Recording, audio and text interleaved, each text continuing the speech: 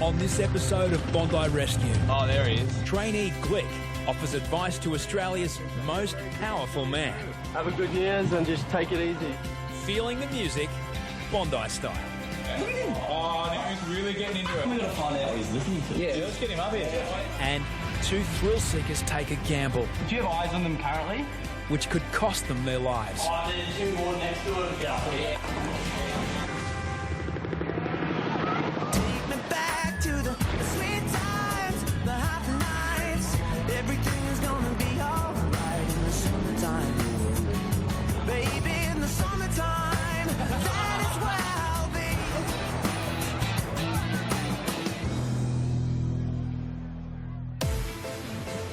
Bondi, at its beautiful best.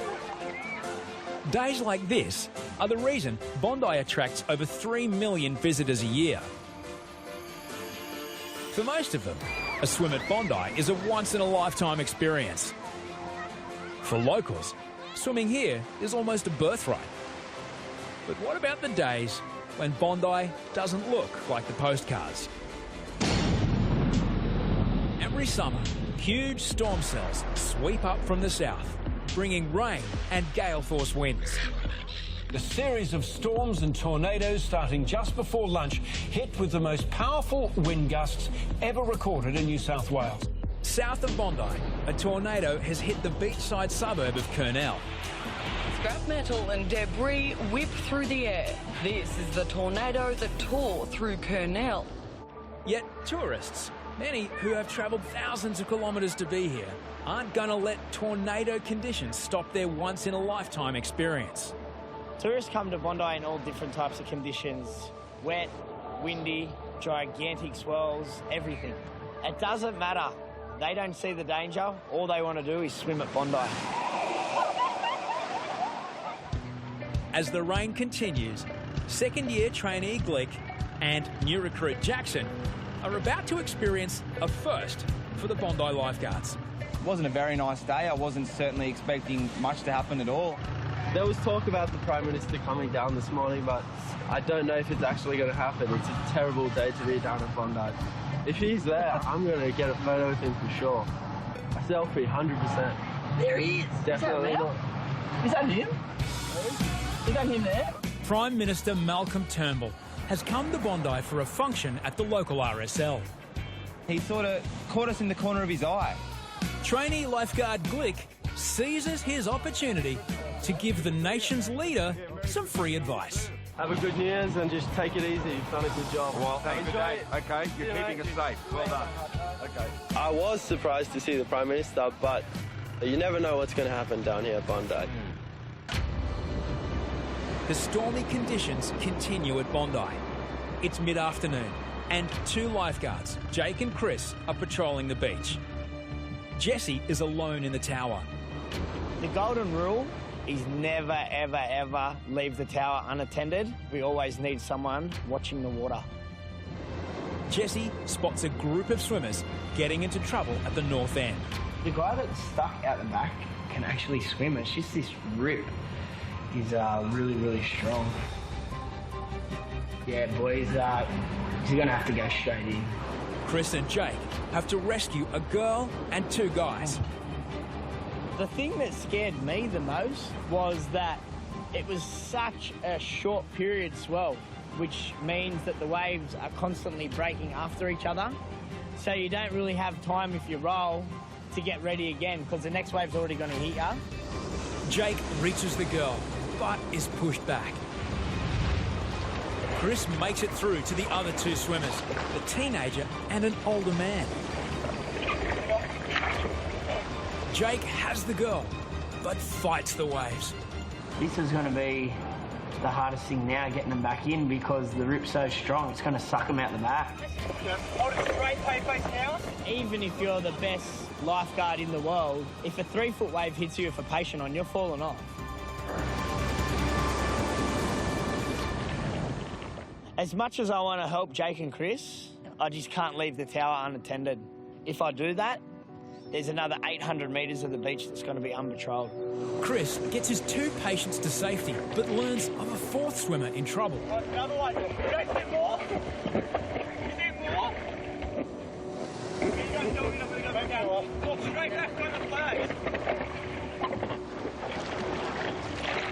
And then I seen Chris grab another guy.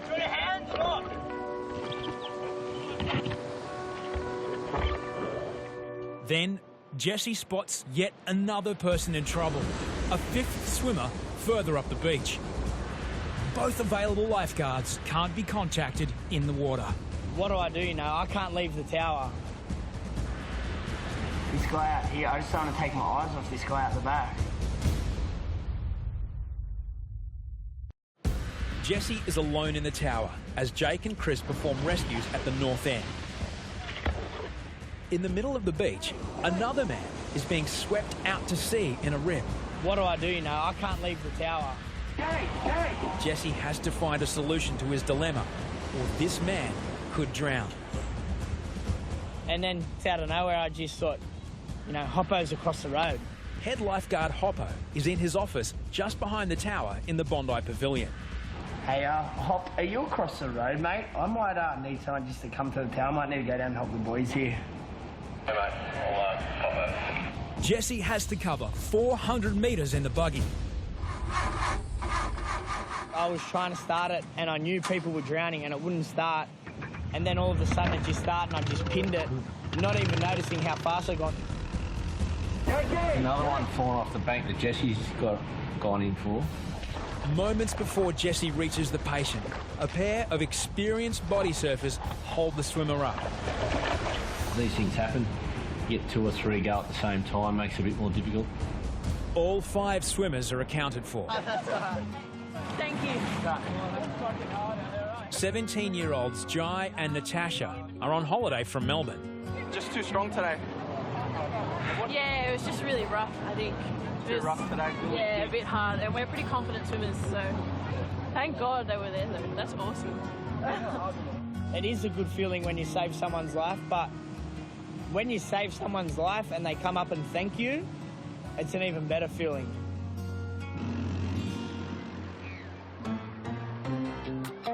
Bondi's latest trainee is 19-year-old Ryan Yerbury. Earlier in the season, he failed to move a group of swimmers using the megaphone. I want everyone to come back to the beach for us. No one wants to listen to me on the PA. He's having a go on the megaphone, but it's just not working. It's really important, I want to get over the traineeship and get on, full-time and be one of the guys. Ryan is looking for an opportunity to make amends. Every chance I can get into the water, I'm the first to put my hand up. The more experience I can get and the more rescues I can get under the belt, I'm always willing to get wet and get out there. At the south end, Ryan is patrolling with Glick, a second-year trainee who's always willing to offer advice. Just ask the Prime Minister. Attention is focused on a body surfer, trying his luck in the solid swell. If you do need some help, just put up your hand. Struggling a bit.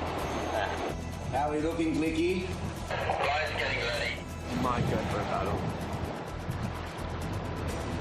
Yeah, buddy, just take a hand, just swim to your right. When you do go in the water, adrenaline kicks in, and as soon as the board hits the water, you're a million miles an hour to go and grab him as quick as you can. Right in. You're right, mate. He's paddled out, he's got him. Jump up for us. When he jumped on the board, I was just completely confused that he had fins on, because usually people that have fins makes swimming a lot easier and can get out of those situations. But he had fins on and just still got stuck. This is Ryan's first chance to prove himself since his disappointing day on the megaphone. His board technique is fine. It's all good. I just love it. Every year we get better and better trainees. You ready? They go from 0 to hero every time. That was a good one. Very, very good rescue. That's got a wave and everything. Yeah, you got a wave, full Monty. Well done. I would say Ryan just went pretty much 10 out of 10. There's nothing I could fault on that one. It seems both Ryan and the Prime Minister are doing a good job. Very good, I'm not just saying that. Yeah. He's been there for a while, so he does have a bit of authority to say that, but definitely when it comes from one of the older guys, to take it a lot more on board. Bondi surf is a dangerous place at the best of times. Add alcohol, and the dangers quickly multiply. If you mix a low swimming ability with alcohol and dangerous rips, there's only one outcome really, and that's to find yourself in trouble. As another low-pressure cell rolls in from the south, Jethro and Singlets come across a group of men swimming in the dangerous rip in front of the tower. If you want to swim, head down to the red and yellow flags. Yeah, seriously, have a think about it. We're just trying to get you out of the water so that you don't drown. Just help us out. Jethro decides to deliver the message face to face, but is met with an unexpected response. Oh, the guy in the yellow undie told me to off. Get out of the water, please. It's all fun and games now, but if something happens to someone, it won't be funny. So let's get out of the water, eh? We love to have a laugh, but there's times to laugh and there's times to be serious. And that was definitely a time to be serious. Hey, undie man. Come on. Come in. Then, Singlet smells alcohol on one man's breath. You guys been drinking? No, no. You guys been drinking, no? No, no. Dangerous, mate. Been drinking, you shouldn't be near the water, I'm telling you. Yeah. No, it's not. It's serious, mate. If one of you drowns, you know what I mean? Like, it's not funny. You can't drink and go in the water like that. No, not drinking. Oh, come on, I can smell it, you know? Despite the warnings, the men go back into the rip. It's at the point now I'm so angry at them. If they were to get in trouble now, they 100% deserve every second of trouble that they're in. It's just such ignorance, and I guarantee you they're going back in. We'll be here for them, but we'll spray them. We'll give them a good spray. Look at them. They're going back in as we speak.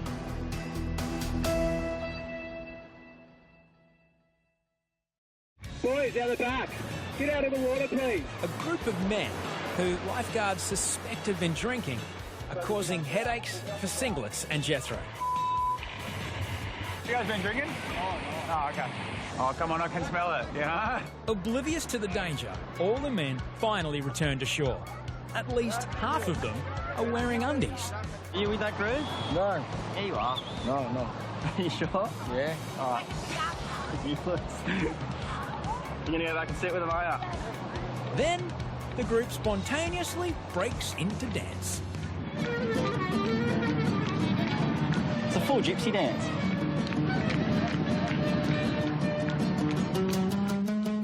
Bunch of blokes having a good time.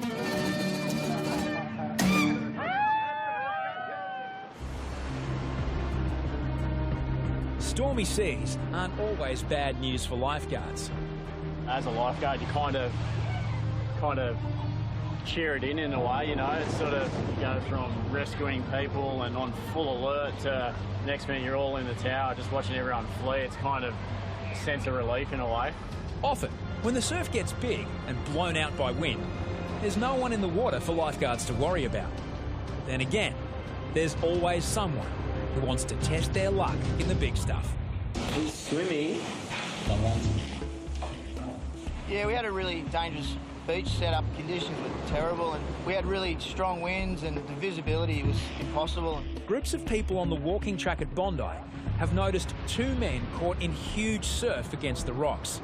A couple of guys jumped in right in the boot, which is behind the icebergs there, and they were in difficulty. And as we all looked, we couldn't see anything. Oh, like a surfer? Then we just noticed a person run down the rocks and just try to throw a board to them.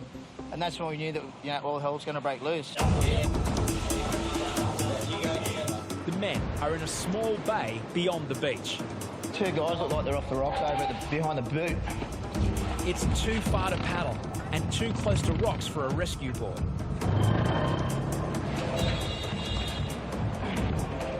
Lifeguards, Chris speaking, hello. Kerbox must unload the 400-kilogram jet ski just as a wave washes underneath. But the ski is dropped at the wrong moment. You get these really big surges that come, and then when it backs off, you get bogged with the jet ski. Bondi police call the tower for an ETA on the jet ski. Yeah, we're trying to get the ski out now. I've got all the phones ringing. Do you have eyes on them? Do you have eyes on them currently? I've had about 1 million phone calls for these guys at the back. We had eyes on them before, and they've just gone. They've gone out the back, and they're in a bit of trouble. Bondi lifeguards, Chris speaking. Yeah, sorry, I hate to be rude. We're super under the pump. We've got two guys out the very back of the iceberg. Just trying to sort it out now with the jet ski. Go ahead. Yeah, boys, just had a call off the Rangers. Yeah, we're trying to get the ski. We're getting the ski to go get him right now. Finally, Kerbox gets the surge that he needs. It's all good, mate. We've got Kerbox halfway there now. I've had the ambos, the cops, everyone calling. Chris learns one swimmer has managed to make it up the rocks to safety, though the same can't be said of his friend. You got eyes on him there, Chris? We've got the one guy's coming off the rocks. And there's another guy out there. I'm just trying to locate him now. So hard to see there. There's white water everywhere. In pounding waves and gale force winds, Kerbox's search is like looking for a needle in a haystack. Centre of the box, there's one swimmer left, mate. Apparently he's with some surfers. Copy, mate. My visibility was zero. I couldn't see where I was going. I was mainly relying on all the people who were up on the cliff face to try to get some kind of location. As I was going into the boot, I took my eye off on the surf for a couple of seconds, which was really stupid. And this set just loomed up, and it almost could have trapped me between the rocks and this wave, so I had to turn around and hightail it out of there, and then everyone was screaming at me on the rocks, and I'd gone past him.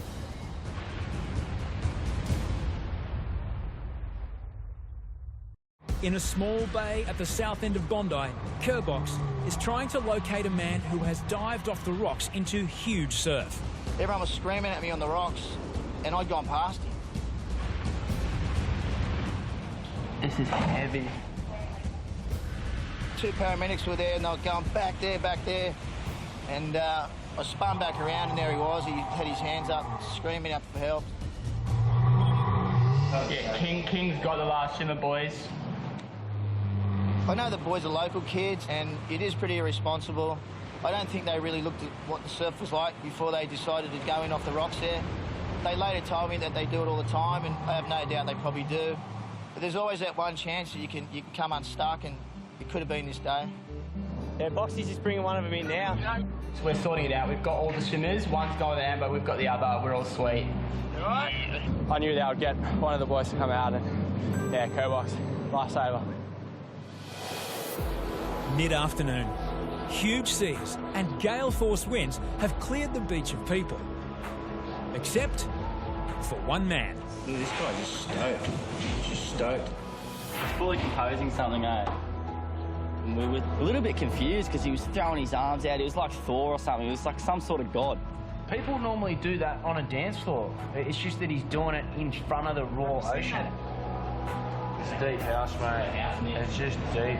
Oh, he's finishing up. He's running. I'm calling that he's not done. I'm ready. He's coming back, you reckon, with another track? He had to look up here, didn't he? He's got more to offer this bloke. He's going back! Yes! Give us more! Look at him. Oh, look, he's warming up. No way. Look at him go, yeah. Look at him. Oh, now he's really getting into it. I'm going to find out what he's listening to. Yeah. Can you go down and find out what music he's listening to, please? But before you do, we'll have a little guess on what he's going to... I'm calling genre of house. Yeah, it looks like his house genre. We really didn't know because he was throwing out some awe-inspiring moves, and it had to be something good. What's he going, man? Want to get him up here? Let's get him up here. Yeah. Go get him up here. Jamming, mate. I'm not gonna, yeah, I'll get him up here. What better way to find out than go down and have a little dance with him and ask him, what is it? So that's what I did.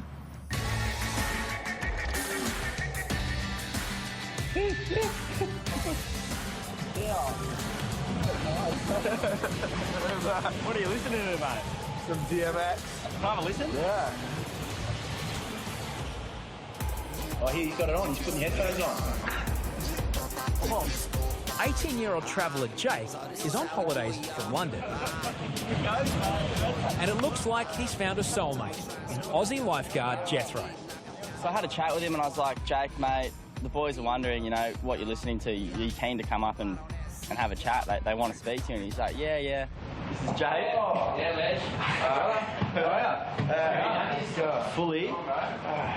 Where's he from? I didn't realise there's so many people in there. What genre of music you listen to? What are you listening to? We need to know what you're listening to. Some sort of gangster rap. He's listening to DMX. DMX? Mouse just came out of nowhere and said, mate, do you rap? Can you rap? And we all looked at each other like, he can't rap. He's not a rapper. British kid rapping city when I get through getting it down with the people of Bondi Rescue. off a dropping, but I'm drowning off a lifeguard. See the they be acting crazy. They go into the chatting up and they won't save me. When I go to the bottom of the seabed, low, then I go through, I see red lights flash up and I'm drowning. Muscular flexing, get the depth in, the best in repping. England, the UK, come through, the dudes play on the beach of UA. Jethro.